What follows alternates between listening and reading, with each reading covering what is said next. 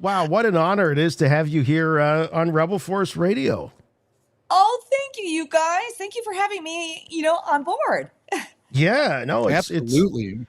we've been waiting a long time Been for wanting to this. talk to you for a long time, actually, and I'm glad it's finally Well, I'm honored. happening. Thank you. Well, I'm honored. So thank you very much. Yes, yes. Well, I mean, there's so much to talk about. Obviously, we want to get into the character of Morgan Elsbeth and how you got involved in Star Wars. But I got to tell you, we have some friends of ours that are sort of geeking out that we're talking to you because they are really, really big fans of kung fu and martial arts and entertainment. And so this particular mutual friend of Jimmy and I, he said, "You guys are talking to martial arts royalty tonight. Do you realize that?" Do you get called that a lot? Do they throw the red carpet out for you, martial arts royalty? I started seeing this like in like Black Belt magazine or Inside Kung Fu when I was and the term martial arts royalty, and I'm like, oh, that's interesting. I mean, it's such an honor, but it's really wild. But it does conjure up memories when I was a little girl with my dad, and I used to try to dress up as a princess with my. Do you guys have a Burger King in your neighborhood? And they used Oh, to have sure. those paper The crowns. crown. So I used to wear. Yes. Hey, look at that. We got a picture of your pop right here. There's my dad. Oh, you guys are good. So yeah, my dad. Once in a while, mom would go out, and he would have to babysit my brother and I. So I would sometimes dress like I guess you would call it a kung fu princess. I would wear the gi and just like a makeshift outfit, and yeah, it worked for me at the time. So Nice. That's great. And you grew up in a martial arts family. Your dad was tight with the legendary Bruce Lee, who's also your godfather. yeah, thus the name Diana Lee Inosanto, and he wanted to honor him and just pay tribute to him. And he said, "I'm going to name my daughter Diana Lee Inosanto." And the way my father puts it is, Uncle Bruce would say something like, "Well, free lessons, from the Sifu, for the rest of her life." It was really just they had a very unique relationship. They were like brothers, yet they were teacher and student. They were partners. They were explorers together, studying different martial arts styles and systems, which was completely taboo in that time period. But they were on the cutting edge. Wow. Totally. Absolutely. Have you ever seen any of the Bruce Lee videos that people have taken and put up on YouTube where they will replace the staff or the nunchucks with lightsaber Yeah. blades? Have you seen this? Yeah. How cool is that? Yes, I have. People are becoming more and more creative. I mean, I remember way back when they were doing where he's playing ping pong or something like that. I'm like, Oh, what? yeah. So things have become more advanced since that time. But yeah, I have seen the creativity out there. It's quite hilarious. For you, that's like worlds colliding when you talk about Bruce Lee using a lightsaber, because Yeah. obviously you're such an important member of the Star Wars family now with your role as Morgan Elsbeth in The It's Mandalorian and the Ahsoka show. And let's not leave out the animated Tales of the Empire that Yes. Thank was you for excellent, and mentioning you that. provided the voice. Yeah, I did. I provided the voice for my character and the voice of my mother in the first that's right. Yeah. episode, kicking out with General Grievous. Yeah. So, yeah, and that was a great project to work on, and especially, I'll never forget when I was invited to go to Lucasfilm and hang out with the entire animation team. And we were all in the theater watching it, or at least for me, I was watching it for the first time with Dave. And I was just like, wow, when you see Tales of the Empire on the big screen, it's truly incredible. And yes, and it's wild when you first get the script and it's a concept, and I was really surprised that they really were going to dedicate the first half of the show to Morgan. I was expecting something like maybe a couple lines, and I had no idea, and I feel so happy that they did this for the Morgan Elsbeth character, because I think it really ties in a lot of questions that people had about her background and why she was so important to the Empire, why she was so important to Thrawn. And yeah, I just think it helped answer a lot of questions. And even people will come up to me and they go, God, I didn't realize we really needed to have an animation that was about Morgan Elsbeth. And yet, here we are. We absolutely did. Were you surprised when you found out that that was going to be such a pivotal part of this second season? They called it, of Tales of the Jedi, which was Tales of the Empire. How much pre-information did you have on that? Yeah, I started getting a hint, I believe, when we were actually reading Ahsoka. We were having table reads on Zoom, because you got to remember we were still in that pandemic era. We had to do things by Zoom. And I remember Dave saying something about an animation, but, I never know if that's really going to come to fruition.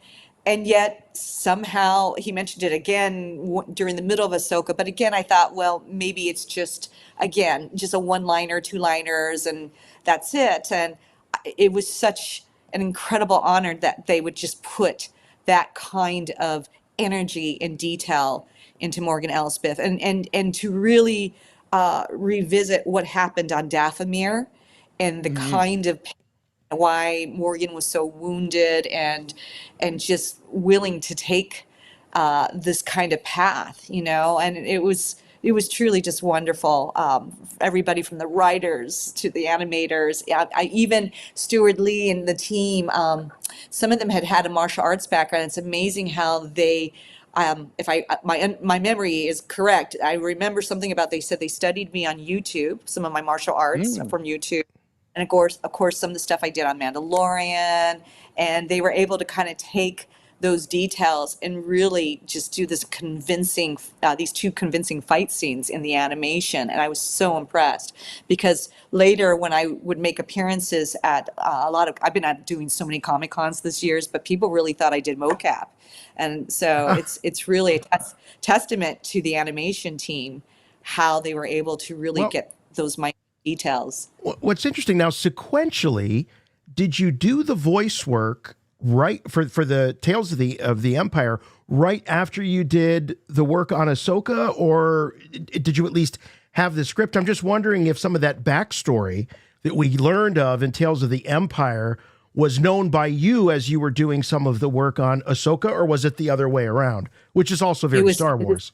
It has been this amazing journey of discovery, and I've learned to not even ask questions completely of detailed history, because I always find that I think maybe Morgan was still evolving and I can't go into too much detail, but it was just such a pleasant surprise to really have it verify to me her history with the Empire, and with particularly how Thrawn and her met, and how important she was in developing, some of their warfare machines, what I mean? Yeah, well, Star Wars is very rarely ever presented to any of us in a linear fashion, that's for sure. That is true. That is true, but it must be. Please go on, Diana.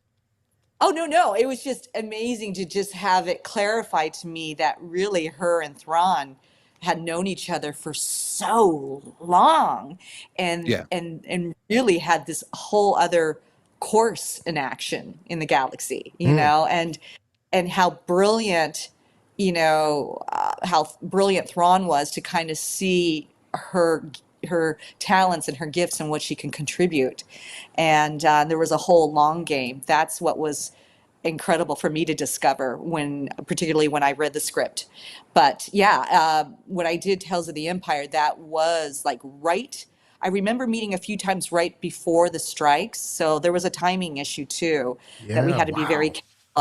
And, it's like this delicate balancing act you're trying to do, and right. And of course, we all have COVID brain, trying to remember dates and times, in that period. It's very, it's like going through a wormhole or something. So, yeah. Well, no, seriously, that's a great analogy. I will tell you, even for me doing the Mandalorian episode, the Jedi episode, that came out right during the pandemic in November. And I just was thinking, and I was filming about a month and a half before we were on lockdown. So in a way, it almost felt like a dream sequence, like maybe this didn't really happen, And yet, in a way, my hat goes off to the fans out there when the Jedi episode was aired. For Mandalorian, I just loved that I could at least feel a connection with the fans through the internet. And I just loved seeing their energy and that people were really supportive of Ahsoka, and Morgan and, and thrilled to know, Grogu's name and, all those moments, that happened in that second season of Mandalorian. So what was it like for you to work with Baby Yoda? Oh, so cool. Because I'm like, I'm seeing, but I'm supposed to act like I don't see him, and, I think the note I was given, like, just trying to treat, Grogu is almost like the way you would see a parrot on somebody's shoulder, maybe. But it was, that was such an extraordinary experience for me because I got to meet Pedro.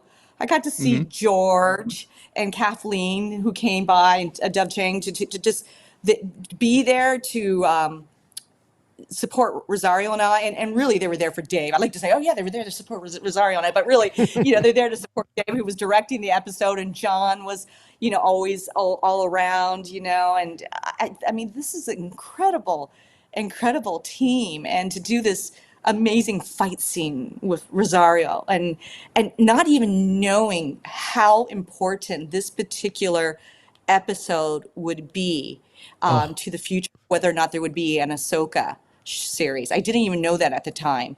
So I'm just glad that it worked out for everyone, and that the fans were really behind, let's have an Ahsoka show. And I didn't know that at the time. I'll tell you, I don't know. I mean, there's obviously a ton of love for the character of Ahsoka, but I think it was this scene in particular and this appearance that really made the fans super excited for more live action Ahsoka. So I think you play a big part in getting the fans amped for more live action Ahsoka. So it was great that you were also involved in that as well. Yeah, the fight thank sequence. you so much. Yeah. And then, the concept of the Beskar spear going up against, the lightsabers. I mean, is that not incredible? And then I think this is the first time we have seen in live action two females go at it, on screen, and I just thought this is an honor. Yeah. I'm trying to think about that. I go, I don't recall, I believe this is the first time. And then I knew at that time that I was supposed to be from Dathomir. But boy, oh boy, I had no idea what would be mapped out down the road. I was like, wow. What was in store? And here we are, late September. It's a very witchy season. So here we got a real Star Wars witch. And of course, we mean that in the very best way. It's true. Yeah. Right. So Diana, did you do a majority of the stunts in that battle sequence with Ahsoka? Yeah, I think I did. But listen, I got to give kudos to also my double, because you have to, by policy, have a stunt double. And luckily, I had Lauren next to me, who actually was also a student under my father. So it was like having my baby sister next to me. We were going to make sure. Yeah. So that's really interesting. Despite the fact that you're a stunt person and you're a stunt coordinator and you've done all of this and a martial artist, because you're a principal actor, you also require, through regulation or what have you, that there be a stunt double for you. That's very interesting. Absolutely. And it's very important. And I can tell you, as somebody that I also, as a filmmaker, you want to have that protection. It's almost like a football team. You have your first string, you have your second string, your third string. You need to, because sometimes the amount of hours you're putting on the set, sometimes your actor needs that break, and you try to go as far as you can. But yeah, you sometimes need your second team, your stunt double, to be there for you and give you those breaks. Like when we shot the Jedi episode, that was a 17-hour day. 17 wow. hours. Think about that. We were exhausted, but yet we were cheering each other on, and it really is. It's a team effort when you're doing these fight scenes. Is it hard for you because you are a martial artist? That do you get jealous sometimes of some of the work that your double gets to do? Yeah, do Oh, you get absolutely. twitchy on the sidelines? Do I get Put me witchy? in, coach. Put me in. No, not at all. Because to me, the double is there to really protect the production for many reasons. Yeah. She protects the production. She helps preserve the actor. And there's listen, I know from my early years when I was working on Buffy the Vampire Slayer and Face Off, sometimes you get an actress that will go, well, why do I need a double? And I can do this all. And I'm thinking, they don't understand sometimes, especially if they're new to fight scenes, that you absolutely need these protections, because anything can go wrong anytime, and it doesn't mean that the actor can't deliver, but just sometimes I have learned, when you're doing heavy fight scenes, you have to preserve the body and really be able to put the energy when it is necessary. So sometimes when you're on those medium shots or close-up shots, you want to have that energy. You don't want to be too burnt out. You know what I mean? Right. And so that's why. And there's no need for ego. And again, I know that being a double myself. So Right. I Been on both love, sides of it, all sides of it. We were just yeah. looking So at some clips of the death of Morgan Elsbeth, and it's for me, it's hard to watch. It's like one of the only times I really felt anger toward Ahsoka, and I love Ahsoka, but I just thought there was just so much going on for Morgan. It's the final episode of the first season. She finally becomes a fully fledged Night Sister with the black eyes and the face markings and a really cool sword. And then all of a sudden it's over. And there she was there, defeated by Ahsoka. I didn't see that coming, I have to admit.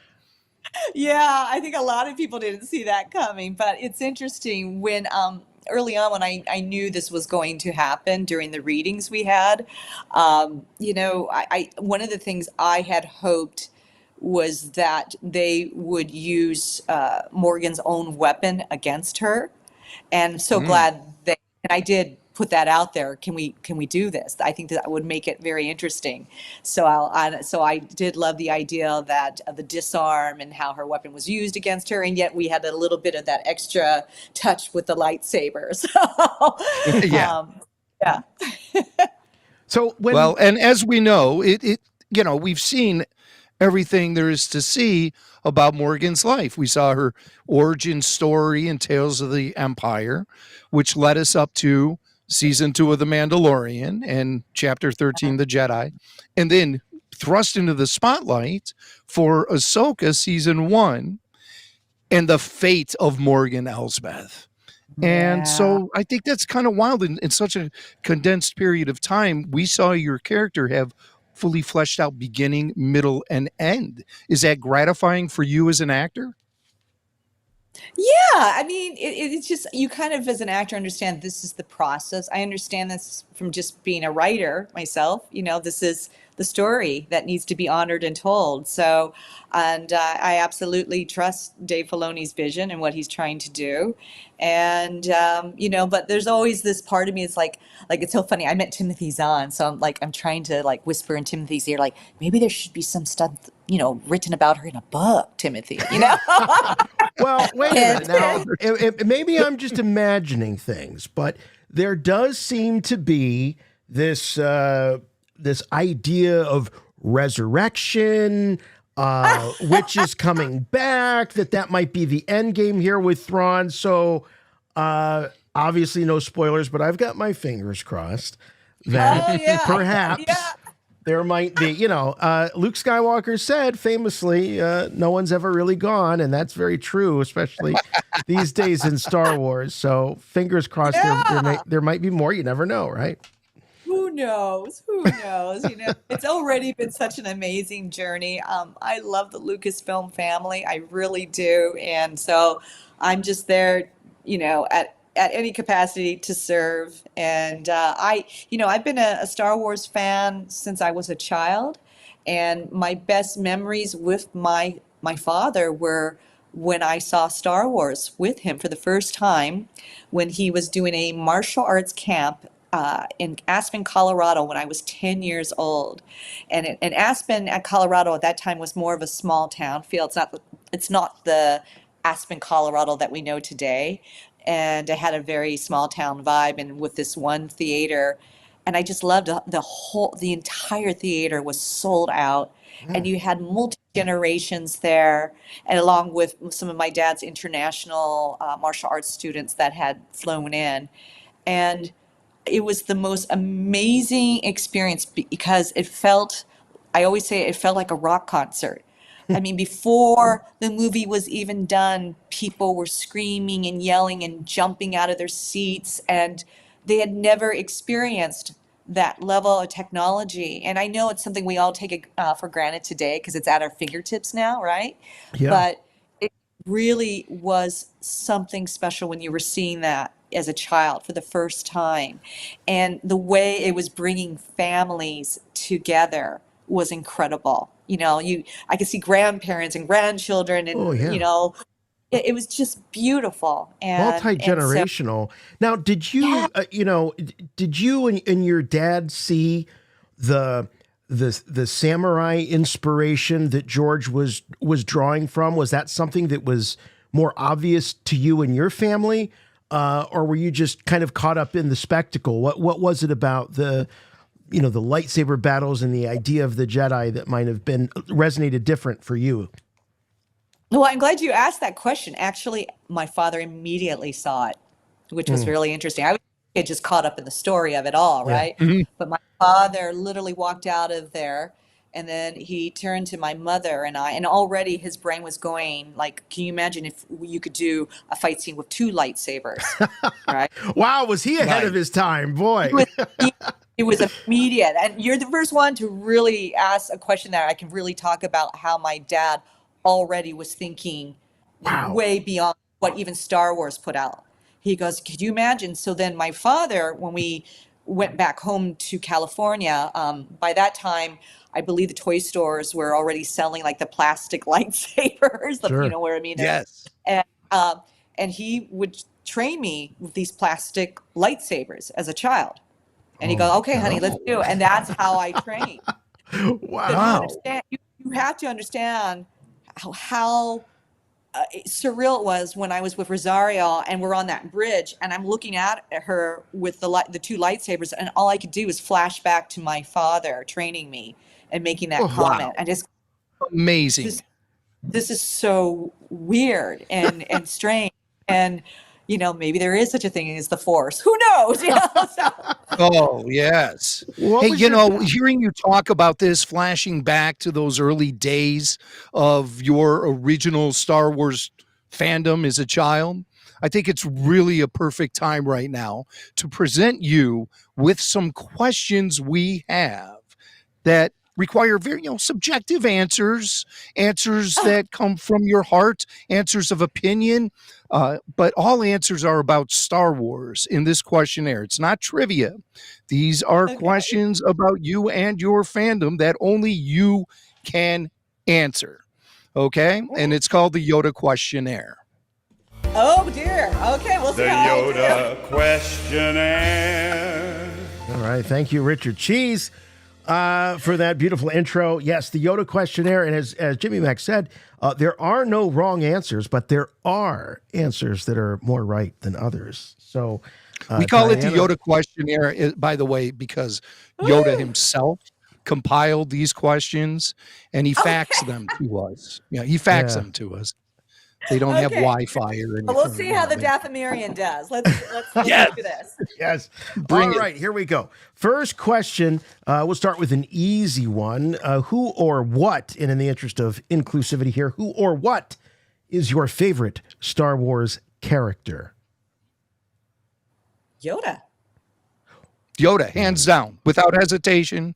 Yoda. Yeah, Yoda. And the then 900-year-old there's almost a tie one. between Princess Leia, but yeah, Yoda. And more and so Leia. because of Timothy Zahn. Or, no, there was not Timothy Zahn. Oh my gosh. Well, anyway, go ahead. We'll proceed. Continue on with the questions.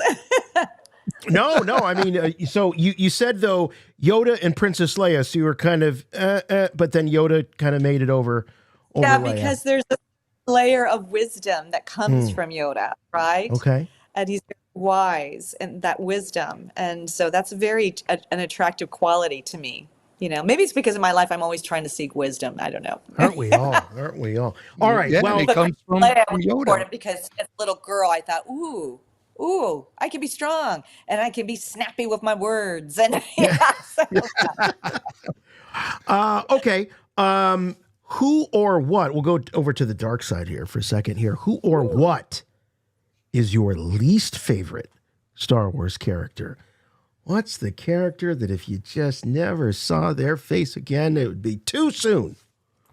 Oh my gosh. I never even thought of it that way.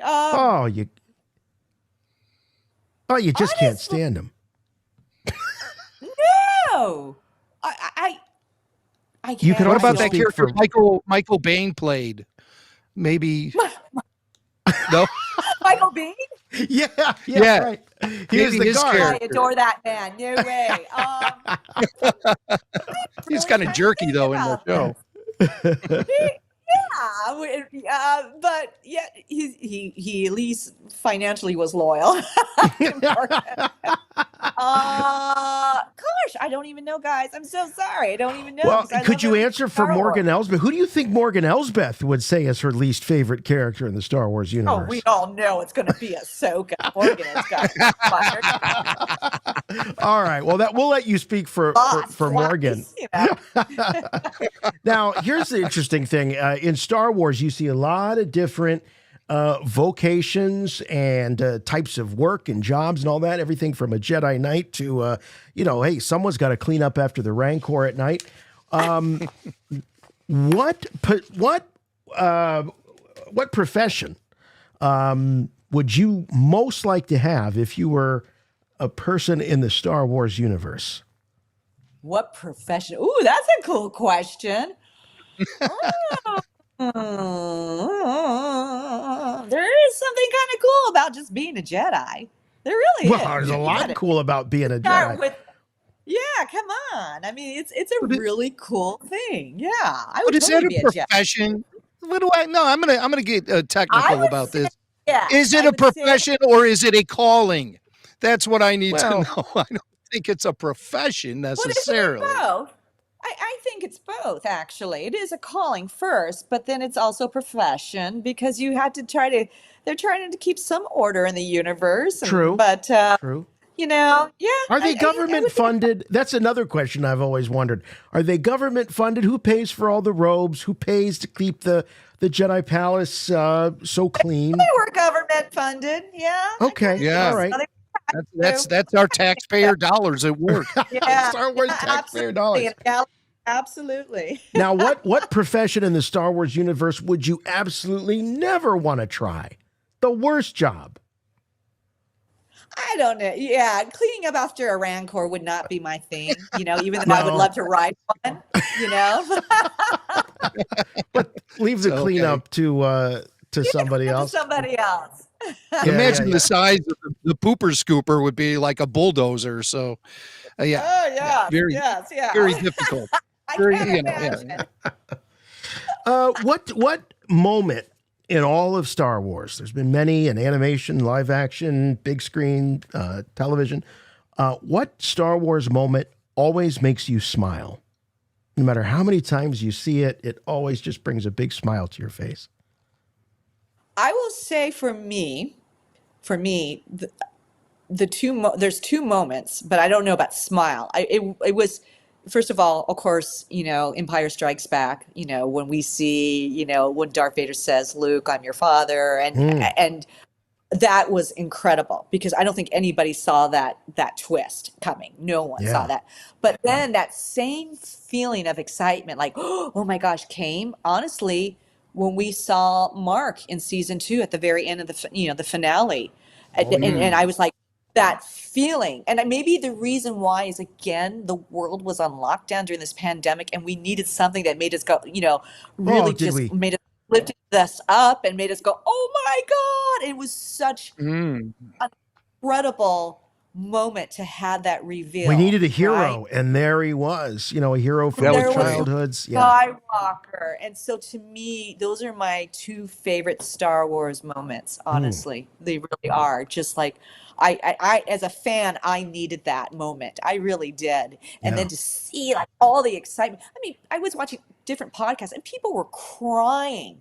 They were Oh yeah. Yes. so happy and in tears to see, Luke Skywalker back again and R2D2 and then the tie-in with Mando, with Pedro and that beautiful end.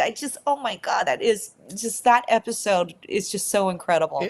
Yeah. And you're right to remind us that it came along at the right time, the perfect time when we really needed Yeah. that uplift, and it certainly gave it to us.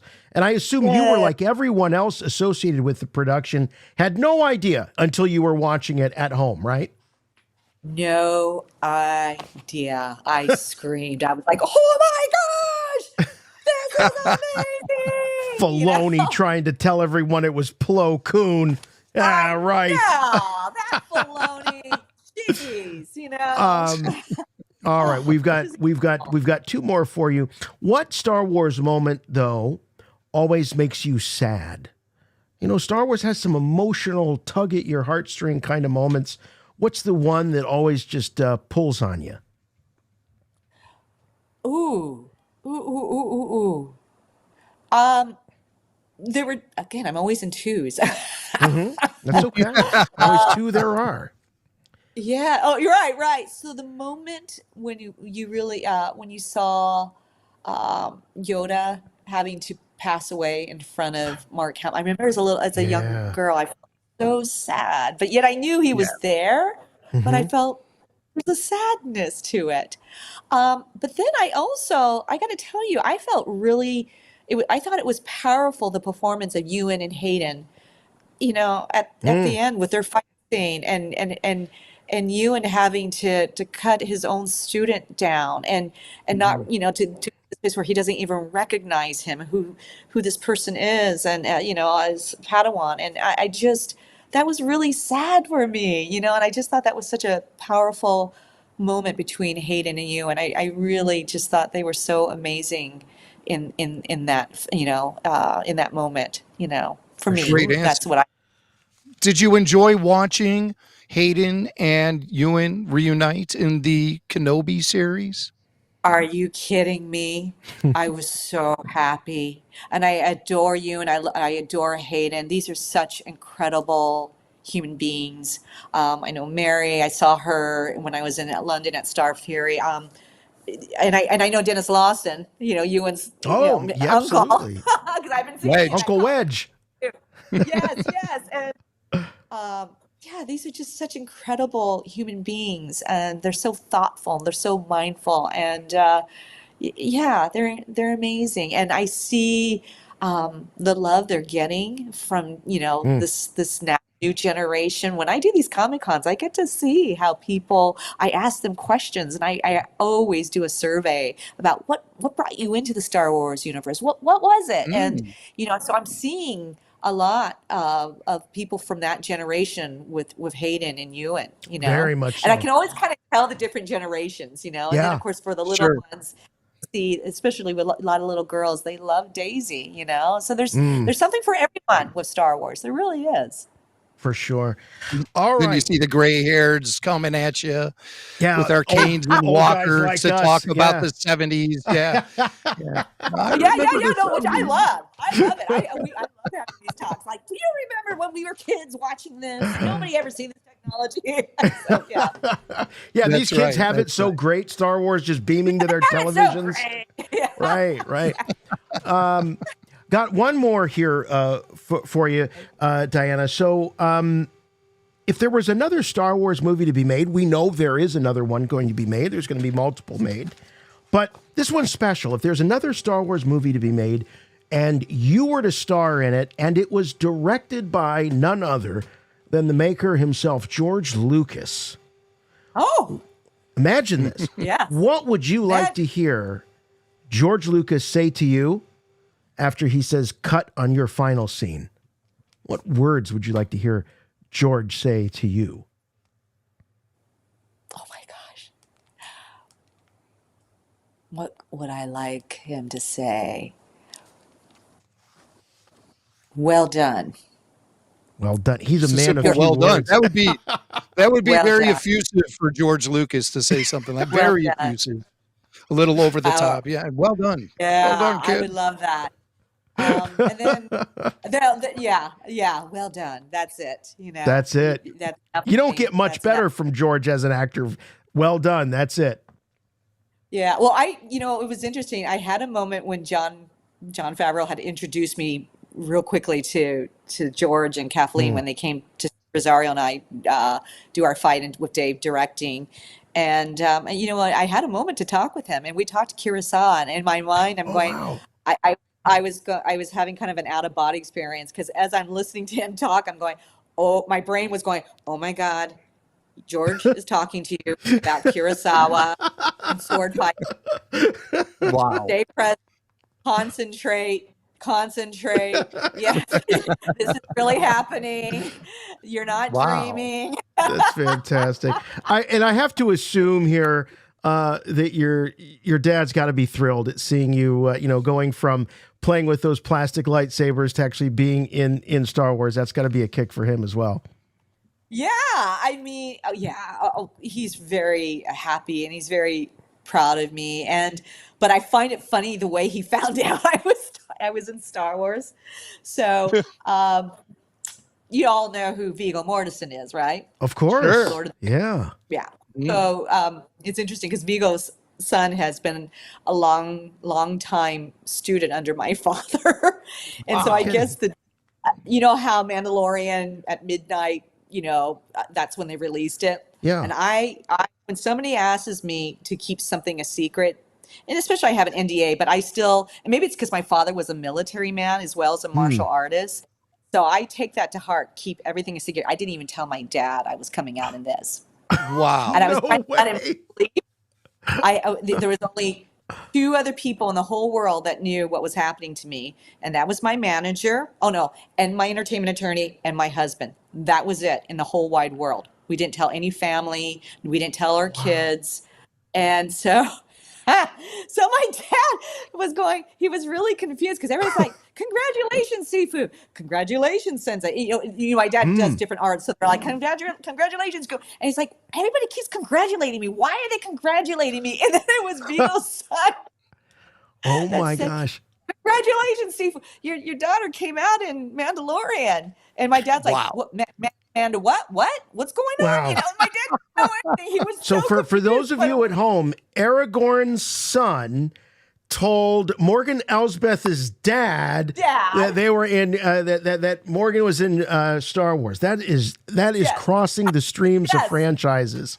Yeah, I think about that all the time in my head, the irony. 'Cause I Wow. met Billy Boyd and Morgan- we were talking, and I know Billy did martial arts and he studied under some of the same systems and styles that my dad taught under one of his students back, I guess, I don't know, was it in Scotland or here in the LA? I can't remember, but it is weird. It's a small world and there's this weird crossover Wow. somehow. Sure. Yeah. Galaxy. Lord of the Rings, Star Wars, and let's not leave out Bruce Lee because your dad was Yes. very tight with Uncle Bruce, as we're calling him now. A close friend of us here at Rebel Force Radio, John Marcoux, wrote a book about Bruce Lee. It's an illustrated book called Poised to Pummel, and it had very, it was kind of a limited run thing. This was personally funded by John. Cool. And everything. Yeah. I'd love to send you a copy if you would accept it. I would love to send it to you. Love that. I've never seen that book. No, I wouldn't imagine. Like I said, it was kind of a limited printing and Wow, independent thing. beautiful. Oh, so And beautiful. the artwork The artwork is all original in the book, and it's great. It's a great book called Poise the Pummel. And Poise the I'll reach Pummel. out to through the proper channels and find the best way to get it to you. Thank you. I would love that. I just definitely would love that. Oh my gosh. I hope Shannon has seen that. That's Uncle Bruce's Yeah, daughter, and she runs, Uncle Poise the Bruce's Pummel. found. Oh, that's Yes. Yeah. amazing. Yeah, he's a It's interesting. Unauthorized. Unauthorized. But still, but it I certainly love comes it. from really a place of love and adoration deep love. Yep. from John Marcoux. Oh, that's amazing. It's also, I forgot to tell you guys this too, is when I was doing, the animation, Stuart Lee, who I also said was responsible for particularly, the martial arts being so realistic, he had met my godfather as a little boy. And I thought, this is really weird, Oh my and goodness. that's what inspired him to just stay in the game and keep trying and prevail. And eventually, he ended up finding that path to Lucasfilm, and he talked about meeting my Cool. godfather as a little boy and what that Wow. meant to him. Yeah. That's awesome. Oh, Isn't wow. cool? And then of course the path you've been on is taking you to your own action figure. Look Here at I got a that. little Morgan Elsbeth here. I have a little you And a Funko Pop. and a Yes. Funko Pop. Wait a minute. And where's my Lego? It's crazy. All the different toys on Morgan. It's incredible. I'm having such a blast with it. I was even happy when Oh, I came good. out in the Marvel comics. I was like, they did an Ahsoka on Marvel. I Yeah. just The couldn't only believe. thing that was missing for me with the Morgan toy was I wanted to be able to dip her in water, and then if she was in cold water, that black would appear on her eyes, like a good old fashioned toy gimmick like that would have been perfect. Yeah. That's a really cool idea. That would be really cool. And she But comes no, what without they'll- the sword. She doesn't have the sword. She doesn't have the spear. I mean, she's just, left here out in the open, vulnerable. Yeah. She has her any hands, sort though. of attack, any sort People of Jedi haven't attack. talked about that consistently. Like, where are the weapons? So And then Wow. I have this I don't other one here too, which like she this Morgan basically has white hair. I don't know about that, but Oh, you have two. she's yeah, well, there's this is two. like Then there's what they call a remember they- vintage one. If you can, Oh, get it's it right. from- They did a vintage one, right? It's Uh-huh. extraordinary. But this one doesn't really look much like you. The other one really does, though. Hats off to the guys for the killer sculpting work. Right? Crazy, just crazy. Wow. The ultimate, the ultimate goal, I guess, for any actor is to become an action figure. At least that's what I think they would be. Oh yeah, and I loved it because when they first started coming out, I told Dave about this. It's like if my kids didn't clean up, I would have like Morgan Elsbeth, Morgan Elsbeth doll with little posties like "clean up now." Is that what it That's takes? great. I have to figure that That's out excellent. on my kids. Well, Diana, you have been so much fun and so generous with your time tonight. Really, really appreciate it.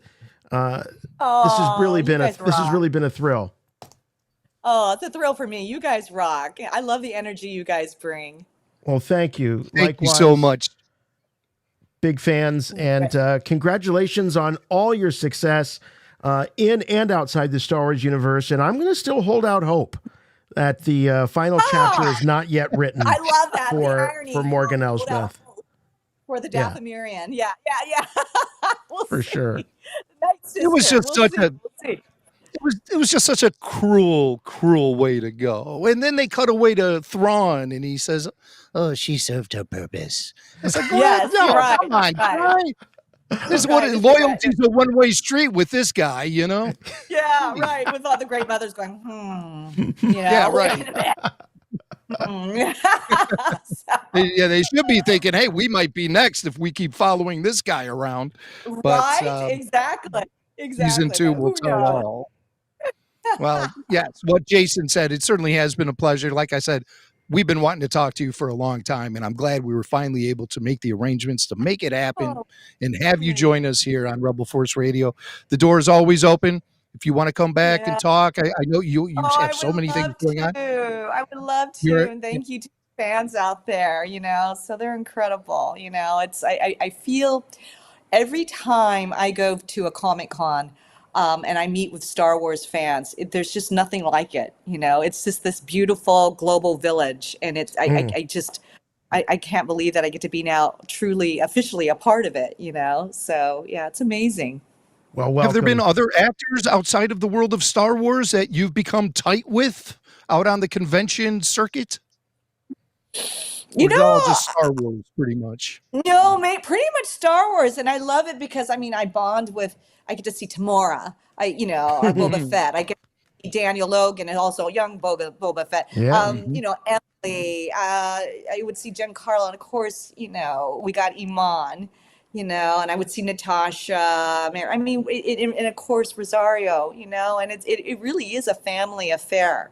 I miss Ivana. Once in a while, I've seen her, and I always say they're my Ohana.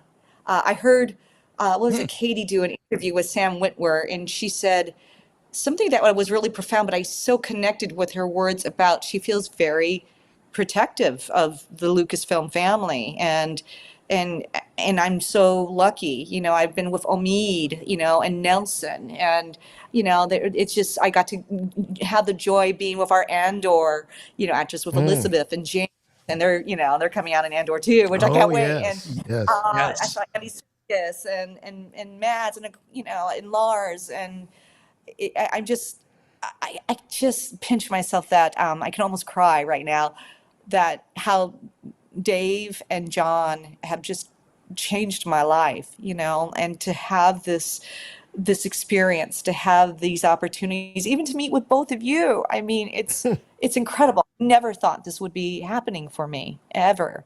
So it's really an amazing journey, and I'm just so happy and honored. Well, well Well, we're happy deserved. for you, for sure. And we're happy that we have you as part of our Star Wars family as well. So keep Thank rocking you. on, Morgan. Keep All rocking right. on. Thank you, guys. All Thank you right. so much. Right Aloha, back at guys. you. May the force be with you. Thank you. All right. Thank you very much. Cheers.